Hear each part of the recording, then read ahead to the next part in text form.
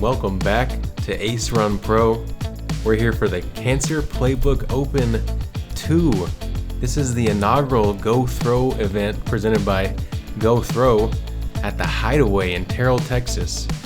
I'm Connor O'Reilly, joined today by Gavin Babcock. It was quite the day out there, Gavin. Excited to be here in the booth with you. Yeah, I'm stoked. Today was nothing like either of the practice rounds I got. First couple times through this track, and we both got quite the treat today. We've truly got a full gambit of the Texas wind and weather conditions over the last 3 or 4 days preparing for this event. We had historic wind events, we've had hail, we've had rain, both frozen and non, you name it. Yep, and got quite the experience yesterday in Skins, just absolutely spoiled. 72 degrees, perfect weather, and Luke was talking up all the climate possibilities. And there we see we have yourself on the card as well as Nieminen. Got the local Emerson Keith. Basically, this is his home course, isn't it? Yeah, pretty much at this point. I think he's moved to this area, probably plays more rounds here than about anywhere in the offseason. And capping off, Adam Hammis. Always a good time playing with him. Yeah, you start off on hole 1 with a bomber par 3. Is it a north wind? Is it a south wind? That's going to be important as you play a hole like hole 1. And how's the footing going to be? Important to note, this was the muddiest conditions probably any of these players have ever played in today. Rain tees are in effect. Play it low, play it high here for the right-hand backhand. Just keep it inbounds. Take your par. I don't know if there were any 2s on the day on this hole. I don't think so. Dan and I were checking earlier, and don't believe we saw any 2s. Spoilers.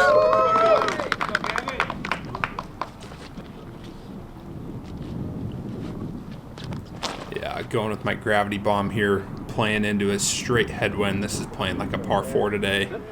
Got a little bit bigger skip than anticipated. Kind of got pinched off on the left just a little bit. Most of these players are just trying to kind of pitch into the fat spot, short left, and open up a little shot into the green, while just throwing our most overstable stuff. Yeah, when the wind isn't favorable enough to attack for the 2, yes, it needs more overstable. That left side definitely offers a few less tree trunks as you come in. Yes, they flipped it over. That one got away from him. You'll see Emerson leaning on this yellow AJ Star Destroyer quite a bit today in these winds. I'm pretty sure he's been saying this was his most overstable destroyer. Yeah, it doesn't mess with the flat angle there. Tons of hyzer. A little left, but he's in that open window. Give it up for Adam Hammis. And you'll notice today everyone just kind of slowing down their footwork. Footing is few and far between today. I know my main goal for the day was just don't fall on my butt. And, I think that was a lot of our goal. Keep it low, keep it low.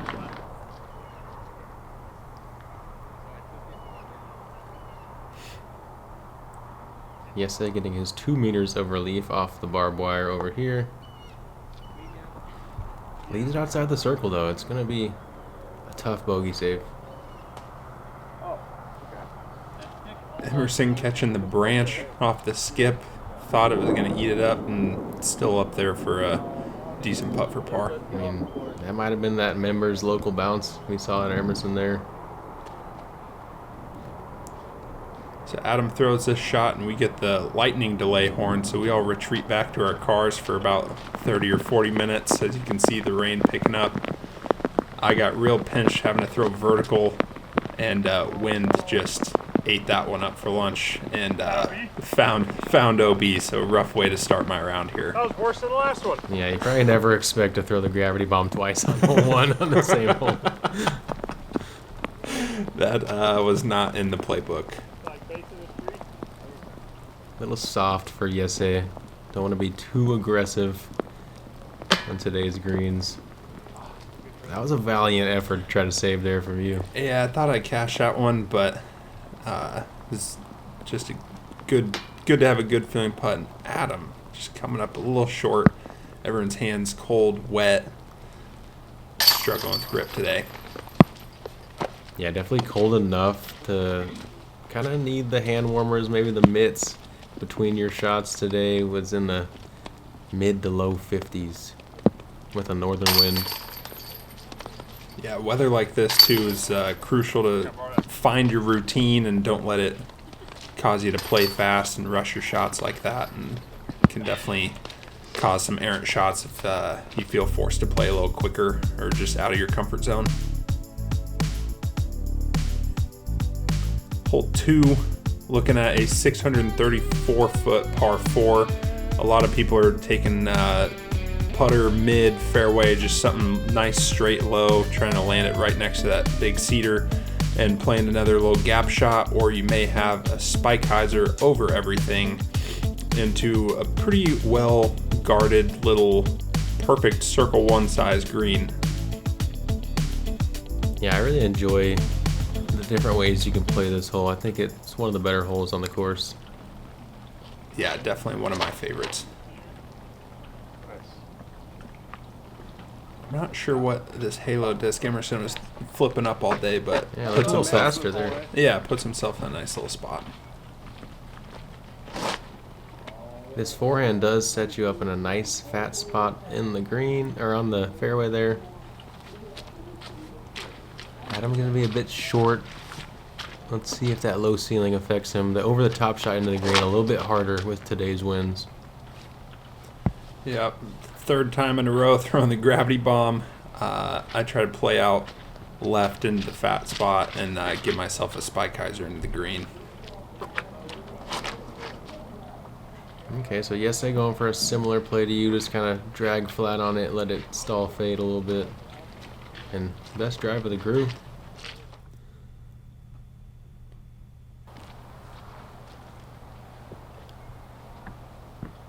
Depending on what time you played this hole, there was not just gusts of wind, but literal walls of wind coming down. Yeah, and Adam gets smacked down off into the right. That's not going to be a fun lie, especially having to get in there after just got done dumping rain.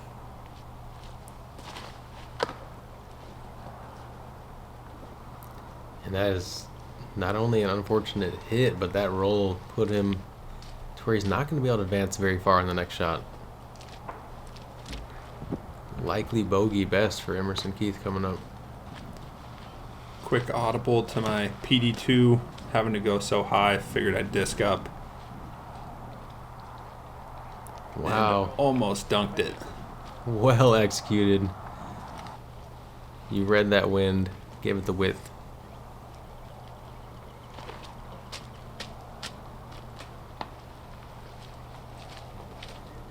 Overhand from Adam, definitely a course that's going to cause you to get creative at times, and anytime you throw it that high in the sky and the wind we had out there, I'm honestly surprised it even got to that far. Yeah, you know you're not sitting good if you're having to put one up that high. Yes, it's got a nice compact forehand, very accurate. Got some ground play, but still a testy putt there, especially when you can't really get your legs into it from that range.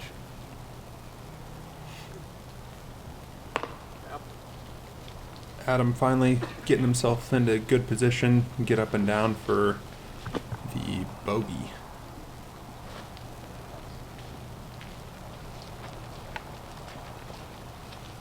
One of the nice things about the mud, even though it wasn't great for the weight transfer of your feet, as soon as your disc hit the green, it was pretty much sticking where it hit today. Oh, I could have moved that back. Target back? Yeah, most of us didn't get much warm-up time either, as it was dumping rain during that pre-round, and nice putt from Adam there for the bogey. And yeah, I mean, I know a handful only took like 4 putts, called it good, and walked out on the course, so kind of trying to settle in here during the round. Yeah, you got to do the math of, okay, how many towels am I getting rid of in warm-ups? How much mud am I trying to wipe off my putters between putts? It's all a balancing act. Yeah, becomes a very strategic game. Pretty sweet birdie. You got the first one of the day for the card there.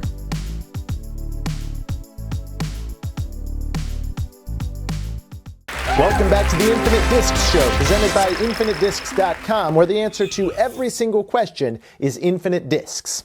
Brad, are you ready for the final round? Yeah, I'm a little nervous, but let's do it. All right, your category is disc golf retailers in Utah with over 80,000 discs. Intimate discs. No, I'm sorry, that is incorrect. The answer there was infinite discs. So do I get to keep playing? Yeah, Or? no, you are disqualified and possibly permanently. Yeah, a day like today, if you can keep your energy up and find a way to crack a smile, you're going to be doing better than most. You got about an arm's width gap we just flew through here on hole 3. 308 feet. As you enter this late part, it's hard to really choose how you're going to enter, but you really just want to get down into that ditch. Anything past the ditch is a bonus. Putting up from the ditch, you feel like you did your job.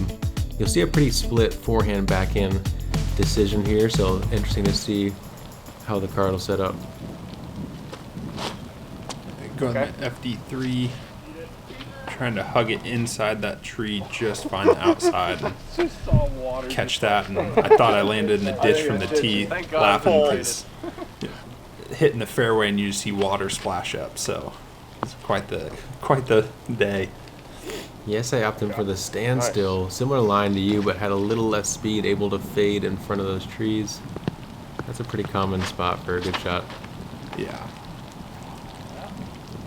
Emerson with his Buzz SS gets a pretty tricky kick off to the right-hand side of the fairway that's going to be pretty obstructed to get up and down for par. And the distance on this forehand shot, it's kind of a tweener. It's a soft 9-speed for a lot of players, or really firm on that approach disc, but then it makes the angle of release a little bit trickier. So you'll see 9-speed out of most players, even though it doesn't feel like necessarily the perfect disc for the shot. Yeah, a lot of players are a little more comfortable with that fairway, especially for that gap hit. And Emerson clearly knowing a thing or two, playing here so much to opt in for the backhand, but he's got this to get up and down for par. These patent pending touchy shots are some of the hardest in the game. Yeah, you mentioned the gap hit, and a lot of these wooded holes, beating that initial gap kind of will keep those bogeys away, and that's going to be really important on a day like today. Business decision from yourself, little layup. Does slope away pretty generously on the backside of this green. Yeah, and Adam had to take about 50 seconds or so to try to figure out if he was even going to be able to stand behind his lie because the mud slope is so severe. Comes up just a little low right.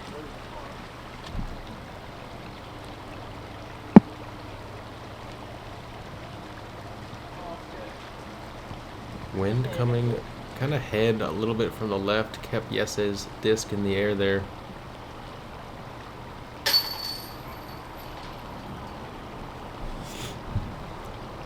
Yeah, those putts for bogey will start to add up throughout the day if you keep giving yourselves those. Those are 20 to 25 footers for bogey are always feel super sketchy on a day like today.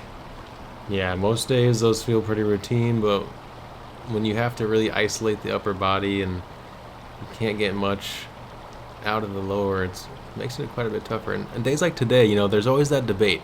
Is it better to be tall or small in disc golf? And I feel like a day like today, one of those few days where, you know what, when you're trying to play in the mud and you're big, strong Gavin Babcock coming in at 220, or you're Emerson Keith weighing in at $145, I think it's a little easier to throw in 3 inches of mud.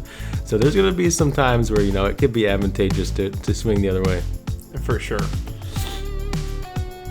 Here we got a relatively shorter par 3, 324 feet, just barely uphill. This gap we're flying through right now for the right-hand backhand. A lot of people will be opting to flex a somewhat overstable fairway on just a soft flex or a mid-range trying to just get up there, if anything, play a little bit to the right of the pin and take your putt.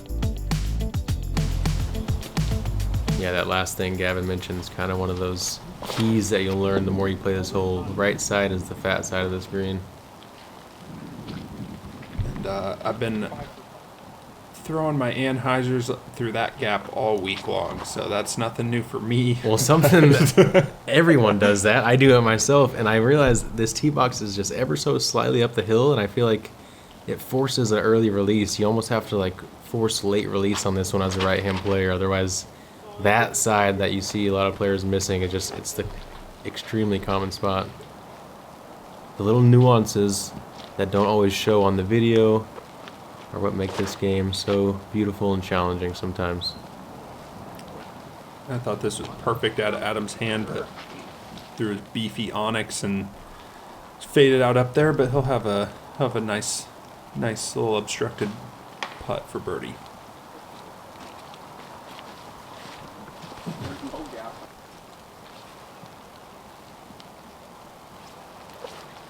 A little tricky, soft MD5, just trying to get up there for some kind of putt for par. Yeah, you're in that testy zone. It's going to get a feel for how focused you are if you're able to knock this one in. Yes, having to go over the top and not the best result necessarily.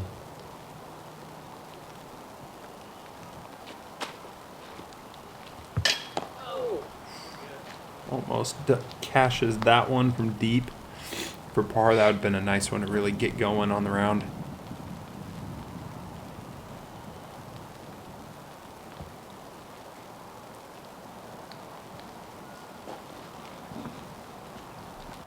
Just low ceiling, can't really get that the height. Just a little bit of a lackluster bid. A little soft for Yesé as well. Circle 2 putting on a day like today, not only can you not get the legs in it, but when you're worried about just slipping while standing on a 20-footer, those comebackers become a little bit trickier as well. Yeah, Yesé already showing a little bit of frustration pretty early in the round, so let's see if he's able to get through that and find a rhythm or a focus. Yeah, you hear a lot of people just around the course just on a day like this kind of talking negative about wanting to get out of here, and I think the big mental key is just keeping a positive attitude, because you never know when a moment like this is going to happen in a big tournament, and you're going to have to just stay sane. You got to laugh it off sometimes. Par 4 here, really wanting to throw. A lot of players opt for a sidearm out the gap, and yeah, just kind of wanting to get something out the gap, and it leaves you pretty routine up and down. And yeah, again, most of these are pretty tee shot heavy, hitting that initial gap, but anything out there, probably leaving yourself right around 340 or closer into the green. Yeah, this course really offers the dichotomy of the woods and the open challenge, and this hole kind of encompasses it all in one. Forehand going to be the preferred route for most right-hand players who have a diverse skill set on a hole like this, and Gavin out clean. That's as good as you can ask for.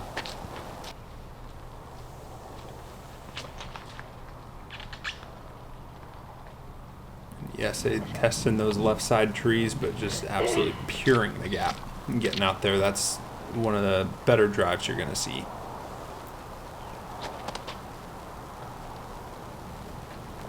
A little flat out of Emerson, but that is the better miss than sawing it off on the inside on the forehand there.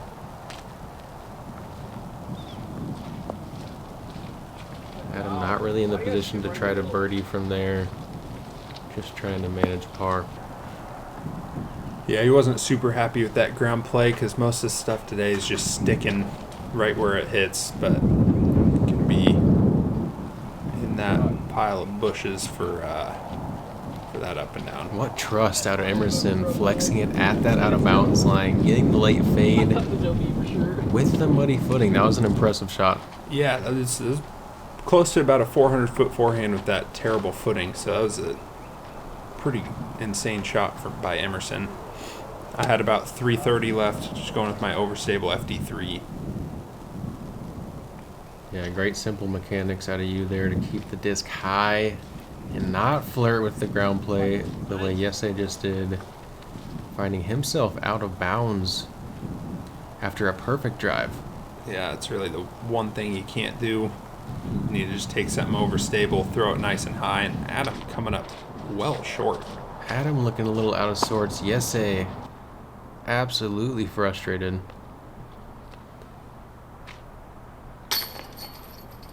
Doesn't matter for Adam. Cleans that up, and with yet another circle's edge putt.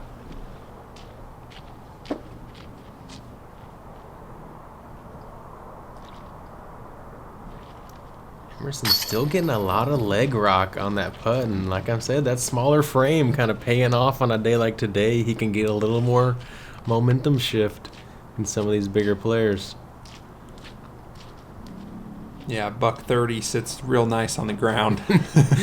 Sitting about an inch higher in that mud than a lot of us. I got to put a lot of weight on this front foot and just kind of trust the arm motion today. Fortunately, did the work with your drive and upshot there. Only player on the card with multiple birdies.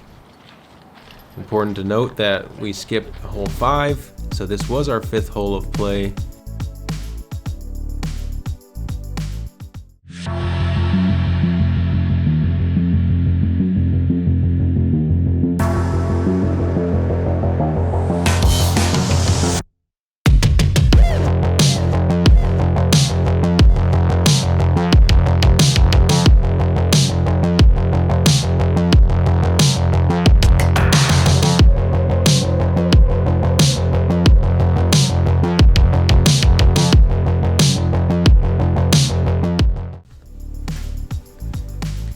Hole 7, it's a par 4. It's going to be our 6th hole of play, 446 feet. It's a pretty short par 4, but it offers only really one way to shape your tee shot, and then also kind of one lane in off into the green. Some undulation as you approach here, so you got to land it circle's edge short or beyond to get up there with a good ground play, and there's out of bounds that creeps up on that late right side. One of the keys on this tee shot is either to miss long left. You have some optionality, but really just play a nice smooth shot. You don't need too much speed on this tee shot. Yeah, definitely erring on the long side is the correct miss. Short leaves you with pretty much nothing to work with.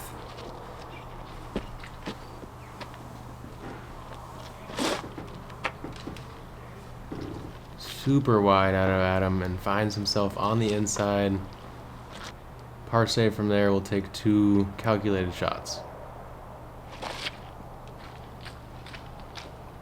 I feel like all the Scandinavian players, they get that winter standstill practice, and that their standstill game is dialed, both forehand and backhand. It pays off on a course in the conditions like this. Big time. Adam in that inside, finding it with a terrible result off that tree kick, sliding backwards. Wow. He's going to have another tough scramble shot coming up. And not only squared the tree, but flew 30 feet back at least, and going for some kind of chop flex forehand. Only made it another 60, 70 feet.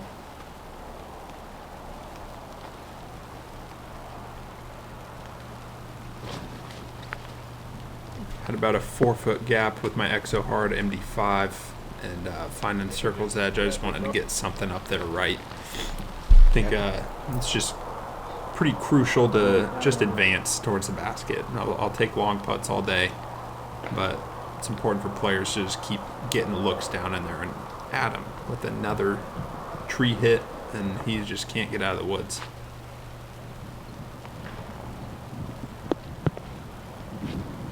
Emerson going with that backhand so he can try to move the disc further right, but gets caught up on a trunk. Luckily, I caught an eye on that one. That one found the creek that is now entirely full of water. So that was entirely submerged. Took a minute to find that. Yeah, our creeks have about latte color at this point, and they are hard to find discs in. We had lost disc penalties on my car, multiple actually.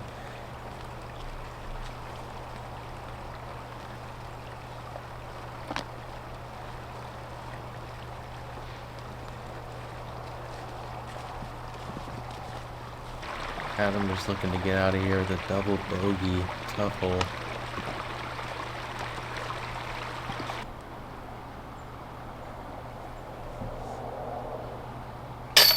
And big birdie putt for you. Third of the day. Battling after that tough start. Sitting that even. Definitely no small feat in these conditions. Especially when you got some card mates kind of blowing up around you. Yeah. Now, right around this time is crucial for me to just kind of keep things happy in my own little space with the struggles these players are having. And after that missed putt on 4, committed to taking the jacket on and off for every single putt. So you'll notice no jacket on putts from here on out. I'm gonna do that next time. Hole 8, par 4. On the shorter side, but super technical, 453 feet. People will be opting for a backhand turnover, technically eagleable. A lot of players be throwing sidearms up the middle with looking for just another little pitch up to the green. And another one really just looking to get up there 20, 30 feet and get your putt at it. It's one of those holes, the first time you step up to it, it looks like there's kind of 2 lanes off the tee, but really that left side lane is the true one. The right one can be a bit pinched unless you get super far down there, and left kick doesn't spell the worst result, but birdie's going to be real tough for you from over there. You'll be lucky to have a 3-foot window. Yeah, it's basically take your pick of what, like you said, 3-foot gap you want to hit. And the good forehands you'll see leak barely left of the intended window, fading back into it. Pretty muted ground play there for Emerson, though. I expected a little more movement back right. Yeah, he got some good distance covered and should have a nice little window up to the pin. Don't get hurt out here. And that double tree right there that Yesa is short of is kind of the one that indicates if you do fly down that right side, if you can get at least to that tree, you have something. But if you're short of it, it's pretty pinched. Adam, not the worst tree kick, leaving himself still in the middle. Should also have a gap. I had a low flex line. Get through. Wow, no hard tree trunk hits, and Stayed clean. I'm just inside the circle. yeah, similar distance to the last putt you just made, and just trying to see it again in your head. Adam with that glow zone. Just hasn't found his mark today.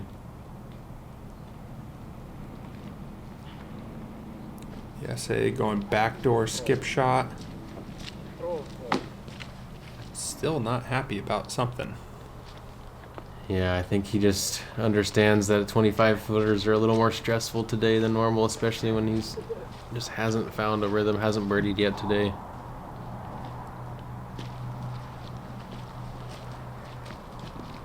Adam frustrated, just picking up and chucking up to the basket, just cleaning up his par. You can see that wind picking up, maybe even dropping some water onto your disc from those saturated branches above you, possibly. Yeah, a little head left to right from a knees. Not the easiest, but Probably the hardest putting angle for what the heck just happened with this I was putter. just about to point that out. You don't see a tombstone from a missed putt that often. I mean, these greens, you see Emerson treading lightly up there. Yeah, you can just see every step of Yesay sliding out. It is tough going out there today. I can confidently say I've never played in worse mud in my entire life. And something about this East Dallas area, I think it's just like all the wind from the Great Plains has blown in over hundreds of years, and it's just this fine particulate dirt on top that just, oh, it soaks up that water. Definitely an underrated part of our game. I mean, Midwest, you got that nice topsoil. Get over to East Coast, that real compact hard pan, and come down here, you get a little bit of that clay and things get wet. It's completely different. Here we got the little filler island hole. Real short, feels like a musket, 230 feet. Basket elevated, creates a nice little death putt going long. Missed the island, and you presented with about 170, 180 foot drop zone shot. And with the wind like this, it's also not a gimme up and down. Also important to note, this is our only turf tee pad on the course, and it's kind of short, so it leaves you feeling like you're almost going to fall into the pond if you mess up your footing on this one. The thought of slipping straight into the water did cross my mind today.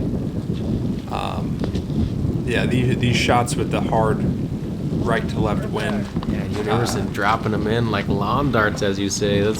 You'll notice we're all starting it out much more at the pin, just anticipating that wind to slam these down and not get that big swing like we're used to. And Adam opting for a 9-speed in these conditions. Throw it a little softer, a little bit more reliable. Also got a little bit extra ground play though, so maybe he sacrificed that. And yes, a little uncomfortable in that right to left on the elevated pin. Important to know, a lot of these players are dialed into that Disc Golf Pro Tour raised basket. This one's probably a whole 6 inches taller than what we're used to, and I feel like it can mess with you a little bit. Didn't fully take his time on that one. Just trying to find something that feels comfortable. He did just switch from the Reco X to the new Cast Blast putter, the Tooth, and so he's trying these out this week. And I think it also could just be changing putters is a pretty big thing in our game. So the flight, the feel, everything. So perfect time this week to kind of test that out.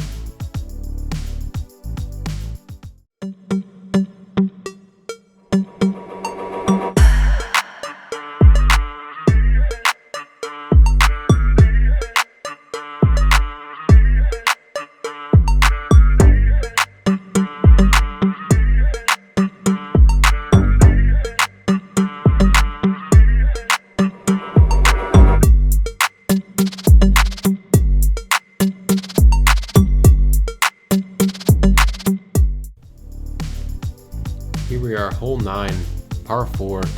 One of the most refined and one of my favorite tee shots on the course. Play a straight shot. Pick your distance that you prefer, and then is when this hole gets tricky, is on this second shot. The gap that they're flying is the biggest way to get down there, but maybe only 2 can walk abreast at the wider points of it. There are some narrow scramble windows in. Throw a clean tee shot and hope you have one of them.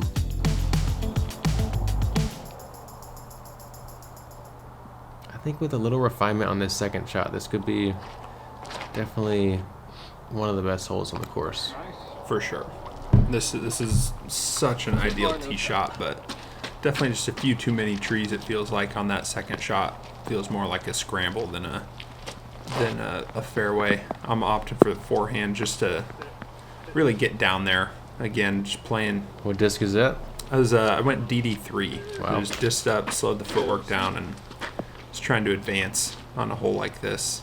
A lot of trust in your gap hitting there, and knowing you have the speed to kind of keep the fadeaway, even though there is that out of bounds fence line on the right up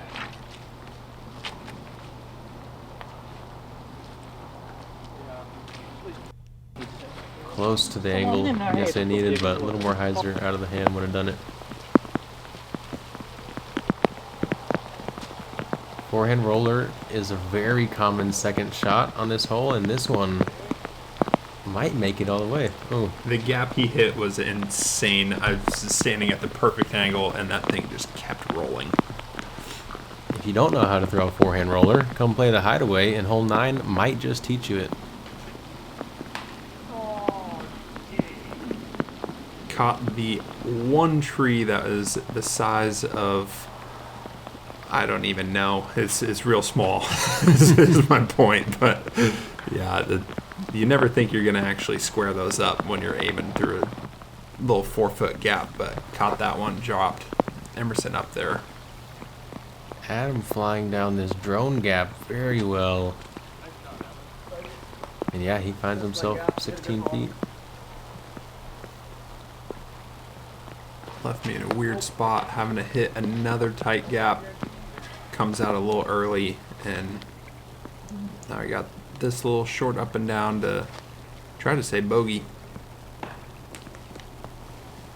Yeah, you hit the main part of the gap, that last tree, kind of just right in the middle of where you need to be flying. Yes, it has some kind of a high fading putt window, and such a solid bid off the band. Adam and I trying to be courteous of the cameras here. Wasn't sure what their visibility was. And Emerson. Gotta make sure they can see Emerson behind you guys. Yeah, don't want to block his entire self. But yeah, his putter is pretty hot today. Yeah, he's looking comfortable out there. It definitely shows that he is a home course guy.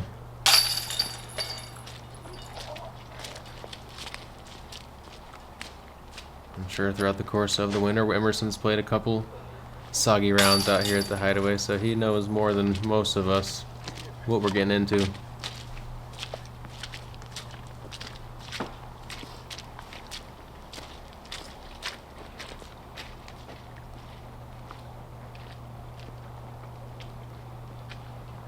The Hideaway is actually the #1 course last year in Texas, according to UDisc, so pretty cool for them to hold that honor. Definitely lives up to the hype. Yeah, it's got a good mixture of wooded and open challenges to make sure that the player who comes out on top has a diverse skill set. Gavin came out with that tough spot, found a rhythm in the middle, and Emerson kind of making a charge while Yese and Adam both struggling on this front nine.